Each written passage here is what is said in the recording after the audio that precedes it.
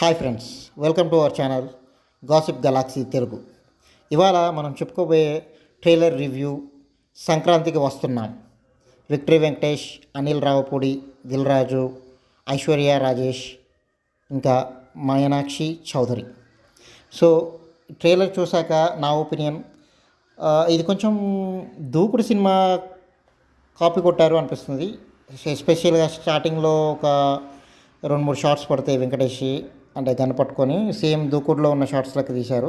కొంచెం స్టోరీని total action కాకుండా కొంచెం కామెడీని మిక్స్ చేసి ఫ్యామిలీ బ్యాక్గ్రౌండ్ తీసుకొద్దామని కొంచెం డిఫరెంట్గా యాడ్ చేశారనిపించింది. కానీ most of the trailer shorts చూస్తే మీకు స్టోరీ అంతా రియల్ లైఫ్ లొకేషన్స్ కాకుండా సెట్లలో చేశారు చాలా వరకు అనిపించింది. అది కొంచెం ఫోర్స్డ్గా అనిపించింది. బట్ కామెడీ అయితే ఓకే. ఆబ్వియస్లీ విక్టరీ వెంకటేష్ ఉన్నాడు, చాలా బాగుంటుంది. ప్లస్ చాలా సీనియర్ యాక్టర్స్ ఉన్నారు ఇందులో. పర్టికులర్గా నరేష్ గారు, సాయి కుమార్ గారు, మీరు గమనిస్తే సాయి కుమార్ గారు కానిస్టేబుల్గా యాక్ట్ చేస్తారు ఒక సీన్లో.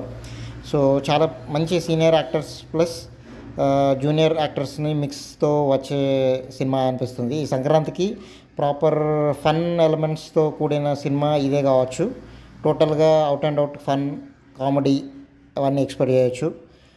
నాకైతే ట్రైలర్ అయితే యావరేజ్ అనిపించింది. ఎందుకంటే మోస్ట్ ఆఫ్ ద సీన్స్ చెప్పాను కదండి, సెట్స్లో తీసారనిపిస్తుంది. యాక్చువల్గా చెప్పాలంటే వాళ్ళు రియల్ లొకేషన్స్లో తీయచ్చు, చెప్పాలంటే విలేజ్ బ్యాక్గ్రౌండ్ కూడా బట్టి తీయచ్చు. కానీ వాళ్ళు ఎందుకు సెట్స్ని ఎందుకు తీసుకున్నారు, పర్టికులర్గా ఎండిపోయిన గడ్డి సీన్స్ ఉన్నాయి కానీ అదంతా టోటల్ సెట్ మాకు తెలిసిపోతుంది. బ్యాక్లో మొత్తం గడ్డి ఫొటోస్ పెట్టేసి సెట్లో తీసారనిపిస్తుంది. సో చూడాలి. చెప్పాలంటే ఈ సంక్రాంతికి వచ్చే సినిమాలతో పోలిస్తే ఇది కొంచెం చిన్న సినిమానే అనుకోవచ్చు. ఎందుకంటే గేమ్ చేంజర్ పెద్ద సినిమా, డాకు మహారాజ్ బాలకృష్ణ గారిది. సో ఆబ్వియస్లీ 2 పెద్ద సినిమాలు. ఇది ఒక నార్మల్ మూవీ అయినప్పటికీ మంచి టాక్ ఉంటే బాగానే కలెక్ట్ చేస్తుంది. బట్ సెట్సే నాకు ఎందుకో డౌట్ వస్తుంది. చూడాలి మరి అనిల్ రావుపూడి గారు ఈసారి ఎలా వస్తారు. F2, F3 మంచి సక్సెస్ ఇచ్చారు. బట్ ఈ సినిమా అనేది ఎలా ఉంటుంది అనేది చూడాలి.